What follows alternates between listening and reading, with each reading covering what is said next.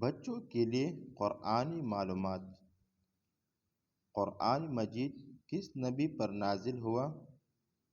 جواب: قرآن مجید محمد صلی اللہ علیہ وسلم پر نازل ہوا۔ سوال: کس مہینہ میں قرآن مجید اتارا گیا؟ جواب: ماہ رمضان میں قرآن اتارا گیا۔ شہر رمضان الذی انزل فیہ القرآن، سورۃ البقرہ، آیات نمبر 185۔ سوال: کس رات میں قرآن مجید اتارا گیا؟ جواب: